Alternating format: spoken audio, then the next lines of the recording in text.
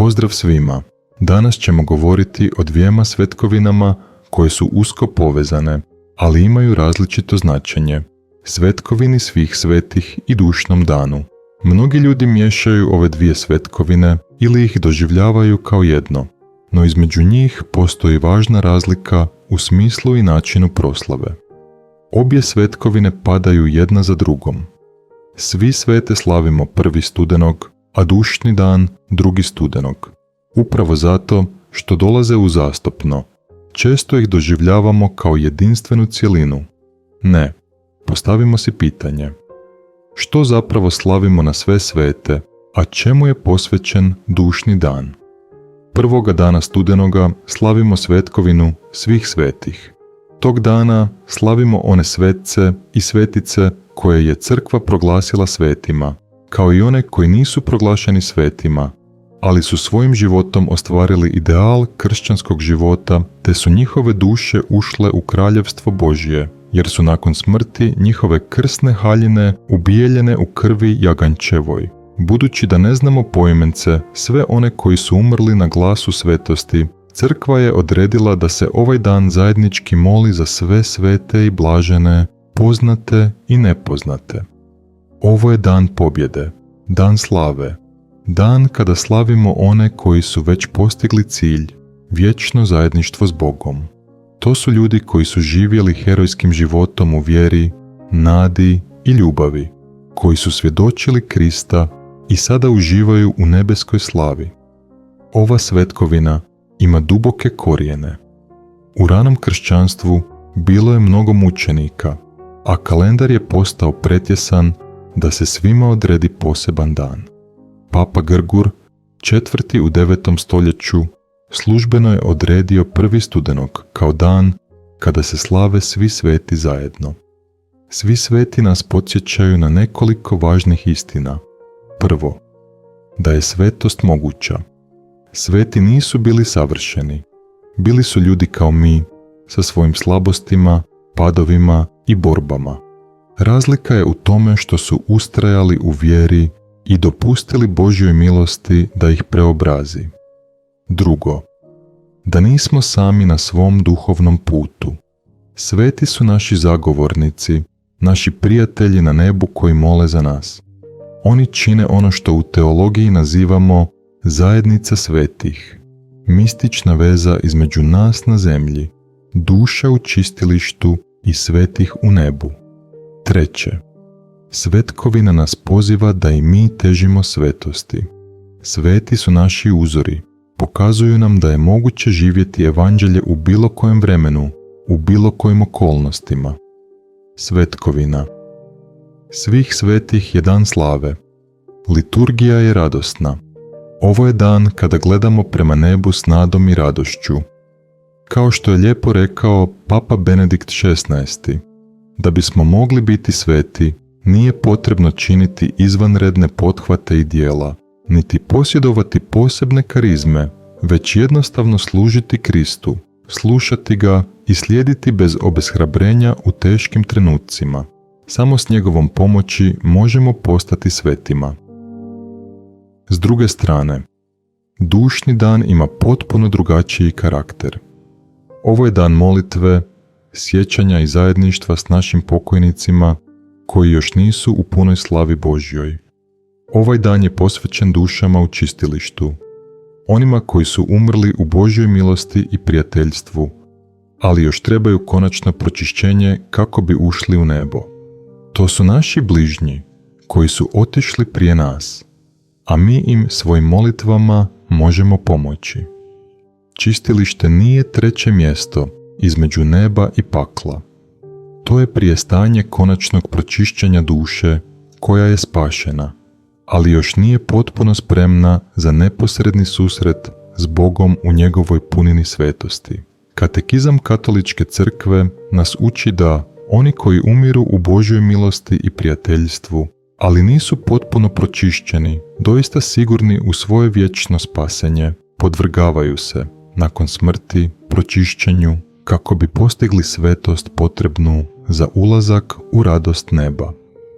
Ovdje dolazimo do prekrasne stvarnosti zajedništva svetih koje ima 3 dimenzije. Crkva nebeska koju čine sveti koji slave Boga u punoj slavi. Crkva čistilišna koju čine naravno duše koje se pročišćavaju. Crkva zemaljska je svatko od nas koji još putuje ovim životom. Mi nismo odvojeni. Smrt ne prekida naše veze ljubavi. Kao što sveti mole za nas, tako i mi možemo pomoći dušama u čistilištu našim molitvama, misnim darovima, dobrim djelima.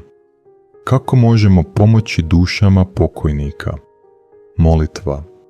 Osobna molitva, krunica, litanije. Sveta misa. Najveći dar koji možemo ponuditi za duše pokojnika.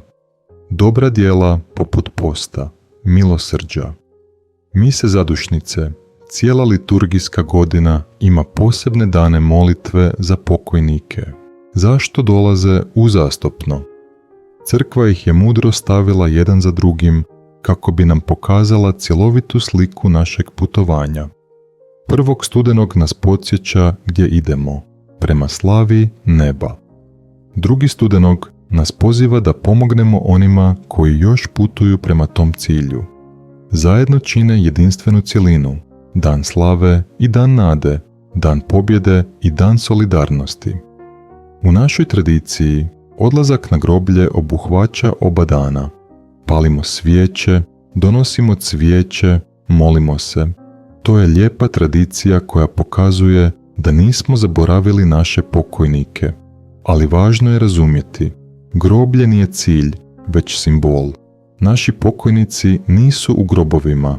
Njihova tijela počivaju tamo čekajući uskrsnuće, ali njihove duše su već kod Boga, bilo u slavi, bilo u čistilištu, bilo u definitivnom odvajanju od Boga. Groblje posjećujemo jer je to mjesto sjećanja, mjesto gdje poštujemo njihova tjelesne ostatke, ali naše molitve idu prema njihovim dušama, gdje god one bile.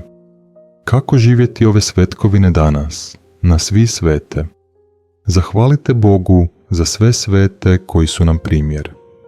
Odaberite sveca koji vam je blizak i učite o njegovom životu. Molite se za dar svetosti u svom životu. Sudjelujte u svetoj misi s radošću. Razmišljajte o tome na što ste vi pozvani. Na dušni dan. Priuštite si vrijeme za molitvu za pokojnike.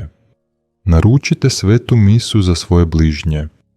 Posjetite groblje, ali ne samo kao ritual. Molite se iskreno. Pomolite se ne samo za svoje pokojnike, već i za sve duše u čistilištu. Učinite neko dobro djelo za duše pokojnika. Ove svetkovine nas uče važnim životnim lekcijama. Nismo sami. Dio smo velike obitelji koja prelazi granice života i smrti. Smrt nije kraj. To je prijelaz u drugi oblik postojanja. Ulazak u vječnost. Ljubav je jača od smrti. Naše veze, ljubavi traju vječno. Imamo odgovornost prema onima koji su otišli prije nas, ali i prema svojoj vlastitoj vječnosti. Svetost je moguća i za nas, obične ljude.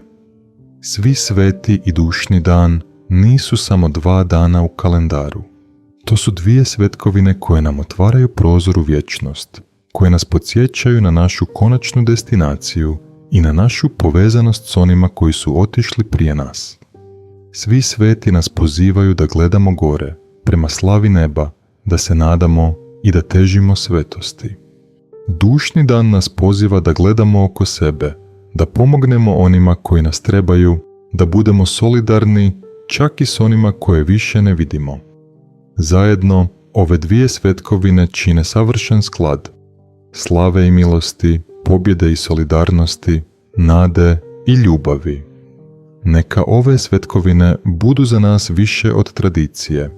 Neka budu prava, duhovna obnova, podsjetnik na ono što je zaista važno, poziv da živimo s pogledom uspravljenim prema vječnosti, ali s nogama čvrsto na zemlji, vršeći dijela ljubavi koja traju zauvijek. Sada ćemo pročitati 4 citata svetaca koji nas podsjećaju na život, smrt i vječnost. Ovi mudri savjeti nadahnjuju i pomažu nam da se prisjetimo naših voljenih, posebno na svi svete i dušni dan. Sveti Franjo Asiški kaže: u umiranju smo rođeni za život vječni. Sveti Franjo nas podsjeća da smrt nije kraj, nego prijelaz u vječni život. Na svi svete slavimo upravo taj život u Bogu i sjećamo se svetaca koji su nam pokazali put prema njemu.